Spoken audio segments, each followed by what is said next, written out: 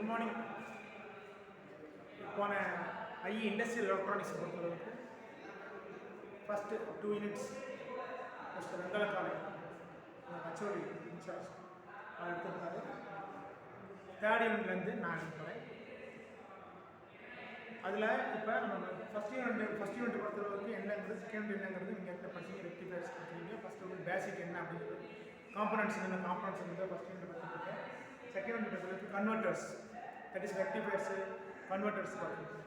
Third unit பொறுத்தளவுக்கு inverters and application. Inverters and application. இப்போ inverters அப்படின்னு எடுத்துனா என்ன, கன்வெர்ட்டர்ஸ்னால் என்ன, இன்வெர்ட்டர்ஸ்னால் என்ன? கன்வெர்ட்டர்ஸ் அப்படிங்கிறது என்ன அப்படின்னா, நார்மலாக நம்ம வீடு எல்லாரும் பேசக்கூடியது, அதாவது AC supply, AC input voltage, AC supply நமக்கு தேவையானதா டிசியாக மாற்றி கொடுக்குறது என்னன்னா கன்வெர்ட்டர்ஸ், தட் மீன்ஸ் ரெக்டிஃபயர்ஸ். அதுலேயும் டிஃப்ரெண்ட் டைப்ஸ் ஆஃப் கன்வெர்ட்டர்ஸ் இருக்குது. என்ன அதெல்லாம் நீங்கள் என்ன செஞ்சுருப்பீங்கன்னா போன கிளாஸில் செகண்ட் யூனிட்டில் பார்த்துருக்கோம். இப்போ தேர்ட் யூனிட்டில் பொறுத்தவரைக்கும் இன்வெர்ட்டர்ஸ் அண்ட் அப்ளிகேஷன். இன்வெர்ட்டர்ஸ்னால் என்ன, டெஃபினிஷன் 2 மார்க் கொஸ்டினில் கேட்கலாம். இன்வெர்ட்டர்ஸ்னால் என்ன? Inverter is converter. இது ஒரு வகையான கன்வெர்ட்டர். கன்வெர்ட்டருங்கிறது வந்து காமன் வேர்டு. அது இன்வெர்ட்டருக்கு கன்வெர்ட்டர்னு சொல்லிக்கலாம். அதே இடத்துல வந்து கன்வெர்ட்டருங்கிறத ரெக்டிஃபயருக்கு ஒரு கன்வெர்ட்டர்னு சொல்லிக்கலாம். சரியா? இப்போ இன்வெர்ட்டருங்கிறது ஒரு மாற்றக்கூடியது. கன்வெர்ட்டர் அப்படிங்கிறது மாற்றக்கூடியது. Inverter is a converter. அது ஒரு வகையான converter which is used to change the DC input. DC input change use பண்ணுறாங்க. எப்படி மாற்ற யூஸ் பண்ணுறாங்க? Symmetrical AC output voltage of desired magnitude and frequency. நமக்கு தேவையான அளவு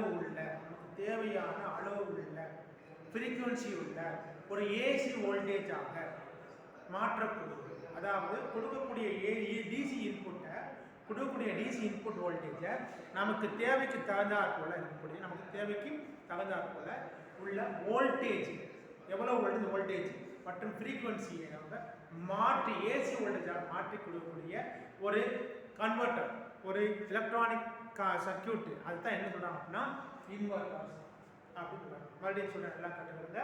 இன்வெர்ட்டர்ஸ் அப்படிங்கிறது என்ன அப்படின்னா, நமக்கு தேவைக்கு தகுந்தாற்போல் ஏசி அவுட்புட் வோல்டேஜ் ஆனது நமக்கு தேவைக்கு தகுந்தாற்போலும் அதுக்கு தேவையான ஃப்ரீக்வன்சி அளவுக்கும் தகுந்தாற்போல இருக்கக்கூடிய டிசி இன்புட்டை வந்து மாற்றி கொடுக்கக்கூடிய ஒரு எலக்ட்ரானிக் சர்க்கியூட்ஸ். அதான் என்ன சொல்கிறாங்க அப்படின்னா inverters. Okay, that's requirement of inverter. Requirements of inverter. இன்வெர்ட்டருக்கு என்னென்ன தேவைப்படுது, ரெக்யர்மெண்ட் தேவை என்னென்ன தேவைப்படுது அப்படின்னா, output waveform should be sinusoidal. சைனசாய்டுனா என்ன அப்படின்னா, அந்த வேவ்ஃபார்ம் வந்து அவுட்புட் வேவ்ஃபார்ம் வந்து இப்படி வரணும். அதாவது நம்ம கடலில் வேவ்ஸ் வரும் இல்லையா, எப்படி வரும் வேவ்ஸ், இப்படியே சைன் மாதிரி வருது இல்லையா, அதான் சைனசாய்டு. அந்த மாதிரி தான் என்ன செய்யணும்னா அவுட்புட் வேவ்ஃபார்ம் வந்து இருக்கும். ரெண்டாவது, இந்த output voltage should be controllable. Output வோல்டேஜை கண்ட்ரோல் பண்ணக்கூடியதாக இருக்கும். நம்ம கண்ட்ரோல் பண்ண, அது மாதிரி அன்கண்ட்ரோலாக இருக்கக்கூடாது. That is uncontrollable. Should be able to operate with an inductive load. Inductive loadலையும் அது என்ன செய்யணும், வேலை செய்யக்கூடியதாக இருக்க வேண்டும். சரியா? அடுத்தது, be operated even without load. Load இல்லாமல் இருந்தாலும் அது ஆப்ரேட் பண்ணக்கூடியதாக இருக்கும். சப்போஸ் லோடு இல்லைன்னு ஆஃப் ஆகிடக்கூடாது, மறுபடியும் லோடு வந்து மறுபடியும் நோட் ஆன் பண்ண மாதிரி சொல்லுவாங்க. சரியா? இதுதான் ரெக்குவயர்மெண்ட். அதில் நிறைய டைப்ஸ் இருக்குது. ஃபர்ஸ்ட் நம்ம பார்க்க போனோம்னா single phase parallel inverter with resistive load. Single phase parallel inverter with resistive loads. இதுக்கு என்னென்ன தேவைப்படுது அப்படின்னா, ஃபர்ஸ்ட் இதுலயும் SCR தான் தேவைப்படுது. இதுலயும் SCR தான் தேவைப்படுது. ஃபர்ஸ்ட் பேசிக்கா இந்த parallel inverter அப்படிங்கிறது என்ன மெத்தட்ல வந்து ஃபங்க்ஷன் ஆகுது அப்படின்னா, இதுல வந்து நீங்க ஏற்கனவே காம்புடேஷன் அப்படிங்கிற SCRல காம்புடேஷன் அப்படிங்கிறது போன கிளாஸ்ல செகண்ட் யூனிட்ல படிச்சிருப்பீங்க. வெங்கலக்கால சார் நடத்திருப்பாங்க. காம்புடேஷன், ஃபோர்ஸ்டு காம்புடேஷன் இந்த மாதிரிலாம் படிச்சிருப்பீங்க இல்லையா. அதில் கிளாஸ் பி காம்புடேஷன் அப்படின்னு இருக்குது. கிளாஸ் பி காம்புடேஷன் என்ன அப்படின்னா, ஒரு எஸ்சிஆரை இன்னொரு எஸ்சிஆர் ஆஃப் பண்ணணும். அப்போ அந்த ஆஃப் பண்ணுறோன்னா அது ஆன் ஆகிடுது. அப்போ அந்த எஸ்சிஆர் ஆஃப் பண்ணுறது, இந்த எஸ்சிஆர் இந்த ஆன் ஆகும்போது அந்த எஸ்சிஆர் ஆஃப் ஆகிடும். அதை மாதிரி இருந்ததுன்னா மாறி வரக்கூடியது. 2 எஸ்சிஆர் தேவைப்படும். For example SCR 1, SCR 2. SCR 1 ஆனில் இருக்குது, இதை ஆஃப் பண்ணணும்னா SCR 1 ஆன் பண்ணி ஆஃப் ஆகிடும். அடுத்து அதை ஆஃப் பண்ணணும், SCR 1 ஆன் பண்ணணும்னா அது ஆஃப் ஆகிடும். இந்த மாதிரி மாறி வரும். அதுதான் கிளாஸ் பி காம்புடேஷன். அதான் கிளாஸ் பி காம்புடேஷன். ஓகே, இப்போ கிளாஸ் பி காம்படேஷன் பேசிக்காக அது பேஸ் பண்ணி தான் என்ன செய்ய ஃபங்க்ஷன் ஆகும். இதில் என்னென்ன தேவைப்படுது அப்படின்னா ஒரு centre tap primary transformer, centre tap secondary centre tap primary transformer. ஓகேயா?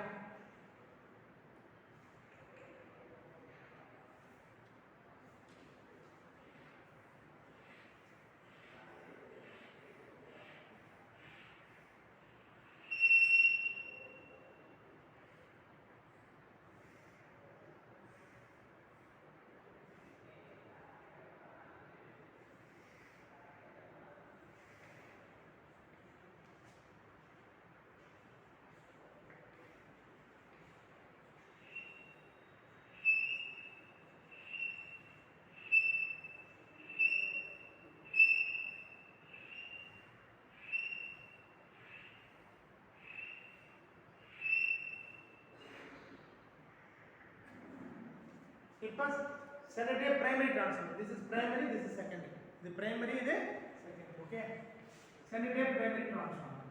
இந்த பிரைமரி டிரான்ஸ்ஃபார்மர்ல என்ன பண்றோம் அப்படின்னா ஏசிஆர்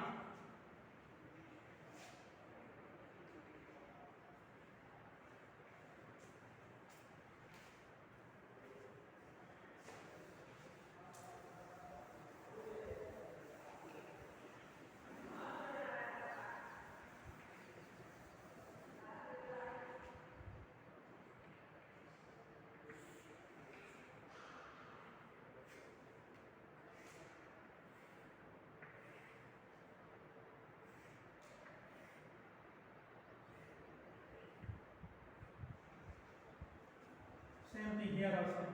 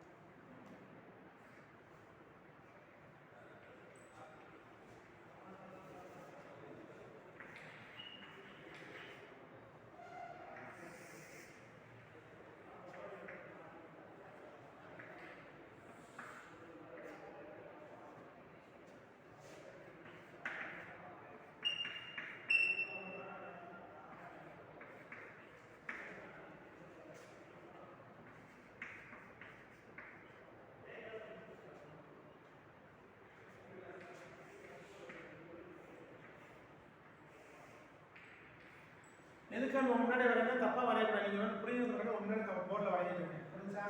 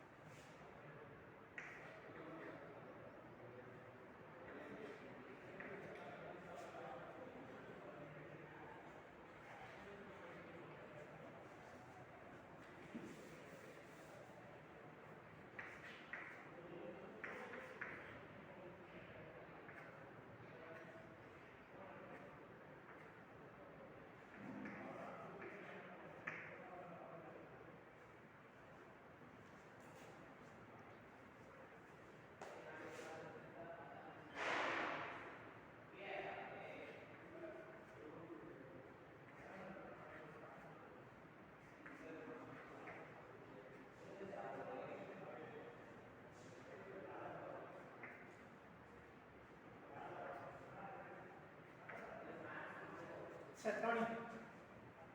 அதாவது என்ன அப்படின்னா இதுதான் நம்ம பார்க்கக்கூடிய அந்த சிங்கிள் பேஸ் பேரல் இன்வெர்ட்டரோட ரெசிஸ்டிவ் வித் ரெசிஸ்டிவ் லோட். இப்போ இன்வெர்ட்டர் அப்படிங்கிறது என்னன்னா டிசியை ஏசியா மாற்றுறது. ஸோ டிசி இன்புட் கொடுத்தாச்சு, ஒரு சர்க்யூட் இருந்து ஒரு சர்க்யூட்டுக்கு டிசி இன்புட் கொடுத்தாச்சு. அவுட்புட் வந்து என்ன ஏசியில் வரணும். ஏசியில் வரணும்னு என்ன பண்ணிக்கோங்க அப்படின்னா ஒரு டிரான்ஸ்ஃபார்மருடைய செகண்ட்லேருந்து அவுட்புட் லோடு கொடுத்துருக்கும், லோடுக்கு கொடுத்துருக்கும். சரியா? ஸோ இது வந்துச்சுன்னா ஸோ இது வந்து அவுட்புட் எடுத்தாச்சு. ஸோ இடையில என்ன நடக்குது, இடையில என்ன நடக்குது, இடையில என்ன நடக்குது அதை பார்க்கலாம். என்ன அப்படின்னா இப்போ பார்த்தீங்கன்னா ஒரு டிரான்ஸ்ஃபார்மர் இருக்குது, பிரைமரி சென்டர் டிரான்ஸ்ஃபார்மர் இருக்குது. இந்த பிரைமரி சென்டர் டிரான்ஸ்ஃபார்மரில் பிரைமரி சைடில் 2 எஸ்சிஆர், ஒவ்வொரு சைடில் ஒவ்வொரு 2 எஸ்சிஆர் இருக்குது. SCR 1 SCR 2, SCR 1 SCR 2. Centre primary எடுத்துக்கிட்டோம்னா த்ரூ த இண்டக்டிவ் லோடு, ஒரு இண்டக்டிவ் மூலமாக என்ன செய்ய பாசிட்டிவ்ல கொடுத்துருக்காங்க. இது எதுக்காக அப்படி கொடுத்துருக்காங்க அப்படின்னா சர்ஜ் கரண்ட்டை கண்ட்ரோல் பண்ணுறாங்க. சர்ஜ் கரண்ட்டை கண்ட்ரோல் பண்ணுறாங்க. அடுத்து ஒரு capacitor C, that is commutating capacitor. அதாவது காம்படேட்டிங் கெப்பாசிட்டர். கெப்பாசிட்டர் சி இருக்குது. இது கெப்பாசிட்டர் சி என்ன செய்யுதுன்னா இந்த 2 எஸ்சிஆர் என்ன செய்யப்பாங்கன்னா அதில் 2 எஸ்சிஆர்லையும் கனெக்ட் பண்ணுற மாதிரி இருக்குது. அதே என்ன இந்த டோட்டல் சப்ளைக்கு பேரலாக இருக்கிற மாதிரி இந்த கெப்பாசிட்டர் என்ன செய்யுதுன்னா இந்த அவுட்புட் லோடுக்கு பேரலாக இருக்கிற மாதிரி இருக்குது. அவுட்புட்டுக்கு பேரலாக இருக்கிற மாதிரி. ஸோ இந்த மாதிரி அவுட்புட்டுக்கு பேரலாக இந்த கெப்பாசிட்டி இருக்கிறதுனால என்ன பண்ணணும்னா single phase parallel inverter. Single phase parallel inverter வந்ததுக்கு காரணம் என்ன அப்படின்னா இந்த கெப்பாசிட்டரானது லோடுக்கு பேரலாக இருக்கிறதுனால தான் என்ன செய்யுதுன்னா சிங்கிள் பேஸ் பேரலல் இன்வெர்ட்டர் அப்படின்னு. இந்த லோடு வந்து ரெசிஸ்டிவ் லோடு இருக்கனால வித் ரெசிஸ்டிவ் லோடு. ஓகே சரி.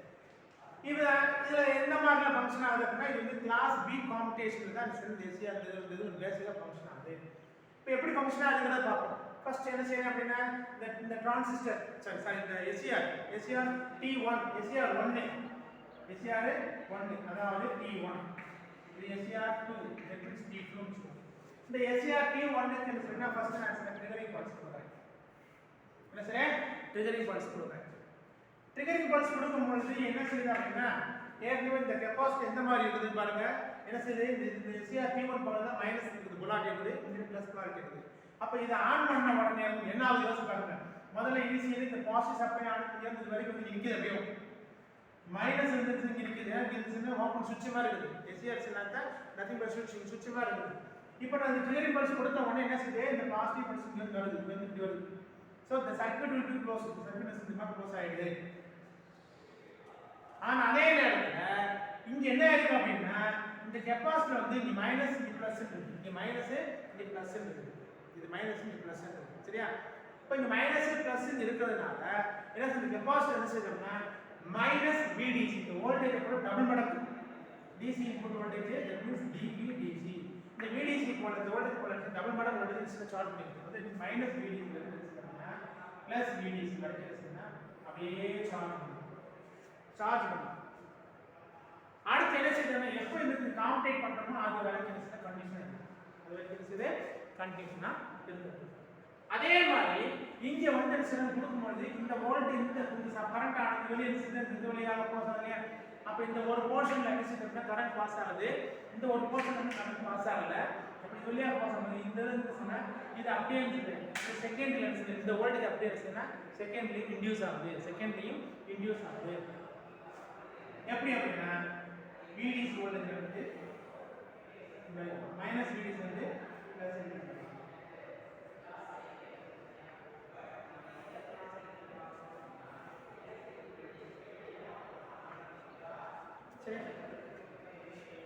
இப்போ நான் என்ன பண்ண போறேன் அப்படின்னா இந்த ஏசிஆர் ஆன் பண்ண போறேன். இது ஆஃப் பண்ணணும், இது ஆஃப் பண்ணணும், இது ஆன் இந்த ஏசிஆர் ஆன் பண்ணா மட்டும் ஆஃப் பண்ண முடியும். ஸோ இப்போ ஏசிஆர் 2 ஆன் பண்றேன். அப்போ ஆன் பண்ணணும்னா அதுக்கு ட்ரிகரிங் பல்ஸ் கொடுக்கணும். அதுக்கு ட்ரிகரிங் பல்ஸ் கொடுக்குறேன். ஸோ இதுக்கு ட்ரிகரிங் பல்ஸ் கொடுத்த உடனே என்ன நடக்குது அப்படின்னா இந்த ஏசிஆர் இருந்ததுன்னா இந்த ஏசிஆருக்கு இந்த சப்ளை ஆனது வெளியாக வருது. இந்த பாசிட்டிவ் ஆனது இந்த பாசிட்டிவ் ஆனது இங்க கிடைக்குது. கடைசி பண்ணிச்சு இதுக்கு ரிவர்ஸ் லென்ஸ்னா ஸோ ரிவர்ஸ் பொலாரிட்டி மாறி இருக்கு. ரிவர்ஸ் பயாஸ் அப்படின்னு எஸ்சிஆர் செஞ்சு ஆஃப் ஆயிடுது. ஸோ இது ஆன் ஆன உடனே இந்த கெப்பாசிட்டன்ஸ் ரிவர்ஸ்ல இருக்குது மறுபடியும். ஏன்னா இது ஃபுல்லாக சார்ஜ் ஆகி பாசிட்டிவ் நெகட்டிவ் மாறிடுச்சு, மாறி இருக்குது. அப்படி மாறி இருக்கும்பொழுது இந்த இதை ஆன் பண்ண மாட்டேன் என்ன செய்யுது, இந்த மைனஸ் இருக்குது. அப்போ இது வைக்கிறது அப்படியே மைனஸ் பிடிசில இருந்து மைனஸ் 2 பிடிசில இருந்து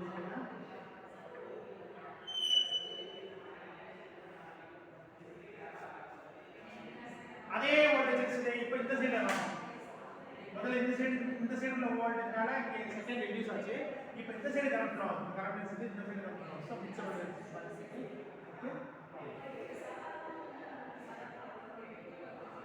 சோ இதே மாதிரி தான் அவுட்புட் வோல்டேஜ் மாறுது. நம்ம ட்ரிகரிங் பல்ஸ் கொடுக்குற பொறுத்து என்ன செய்யணும்னா ஆப்ஷன்ஸ்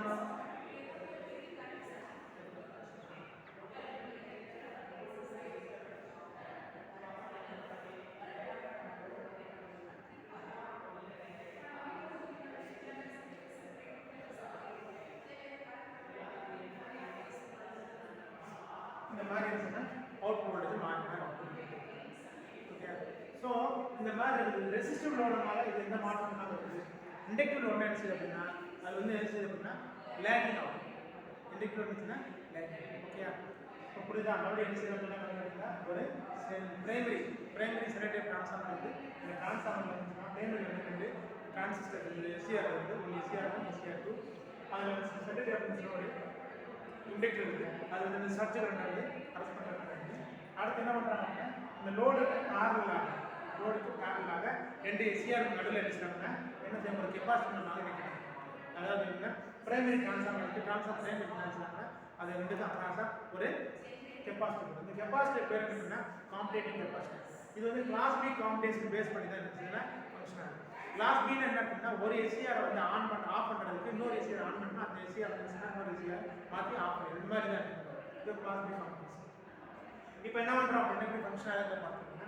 இது ஃபஸ்ட்டு என்ன செய்ய எஸ்சிஆர் 1 வந்து ஆன் பண்ணுறேன். டிகிரி பல்ஸ் கொடுத்து ஆன் பண்ணுறேன். ஆன் பண்ணுறதுக்கு முன்னாடி இந்த கெப்பாசிட்டர் வந்து இந்த ரைட் சைடில் வந்து என்னன்னா மைனஸ் லெஃப்ட் சைடு ப்ளஸ் இந்த மாதிரி இருக்குது. ஸோ அப்படி இருக்கும்பொழுது இந்த எஸ்சிஆர் ஆன் பண்ணுற என்ன செய்யுதுன்னா இது இந்த இண்டக்டிவ் லோடு மூலமாக கரண்ட் ஃப்ளோ ஆகுது. அப்படி இருக்கும்போது இந்த கெப்பாசிட்டன்ஸ்னா சார்ஜ் பண்ண ஆரம்பிக்கும். மைனஸ் ப்ளஸ் கிடச்சுன்னா சார்ஜ் பண்ண ஆரம்பிக்கும். அதான் மைனஸ் விடிசி வந்து இது ப்ளஸ் 2 விடிசி வரைக்கும் இருந்துச்சுன்னா சார்ஜ் பண்ண ஆரம்பிக்குது. அப்படி சார்ஜ் பண்ணிட்டே வருது. ஒரு சடன் ஸ்டேஜ் வந்து அப்படி வோல்டேஜ் இருந்துச்சுன்னா அந்த ப்ளஸ் விடிசி ப்ளஸ் 2 விடிசி அது வரைக்கும் இருந்துச்சுன்னா அப்படி நிற்கிது. அந்த வோல்டேஜ் அப்படியே அவுட்புட் இருந்துச்சுன்னா அதே இருந்துச்சுன்னா இந்த ஒரு போர்ஷனை மட்டும்தான் அந்த வோல்டேஜ் ஃப்ளோ ஆகுது. ஸோ இதனால இன்டியூஸ் ஆகி செகண்ட்ல இருந்துச்சுன்னா அவுட்புட் வோல்டேஜ் கிடைக்கும். அதே மாதிரி இப்போ இதை ஆஃப் பண்ணோம்னா எஸ்சிஆர் 2 என்ன ட்ரிகரிங் பல்ஸ் தரேன் கொடுத்த உடனே என்ன நடக்குது அப்படின்னா இந்த எஸ்சிஆர் 2 ட்ரிகரிங் பல்ஸ் கொடுத்த உடனே இந்த எஸ்சிஆர் 1க்கு இந்த சப்ளை இந்த பாசிட்டிவ் வோல்டேஜ் நமக்கு கிடைக்குது. ஸோ அந்த ரிவர்ஸ்ல கிடைக்குதுன்னா எஸ்சிஆர் 2 ஆஃப் ஆகிடும். ரிவர்ஸ் பயாஸ் ஆகுது. எஸ்சிஆர் 1 ஆஃப் ஆகிடுது. எஸ்சிஆர் 1 ஆன் இருக்குது. So SCR 1 off capacity minus இது மறுபடியும் இருக்குது ப்ளஸ் இருக்குது. ரிவர்ஸ் மறுபடியும் சார்ஜ் பண்ண ஆரம்பிக்கும். ரிவர்ஸ் சார்ஜ் பண்ண. ஸோ அந்த மாதிரி ஸோ இந்த மாதிரி மாறி வரும்பொழுது அவுட்புட் வோல்டேஜ் என்ன செய்யுதுன்னா இதே மாதிரி மாறிட்டே இருக்கும். ஓகே. இப்போ இங்கே இந்த சைடு என்ன அவுட்புட் வோல்டேஜ் மாறும். ஸோ ப்ளஸ் விடிசி வந்து minus VDC minus VDC plus VDC மாறி வருது. ஸோ அப்படி யூனிஃபார்ம்னா ஒன்று ஏசி அவுட்புட் கிடைக்கும். ஓகே புரியுதா? Thank you so much. அடுத்த கிளாஸ் பார்ப்போம்.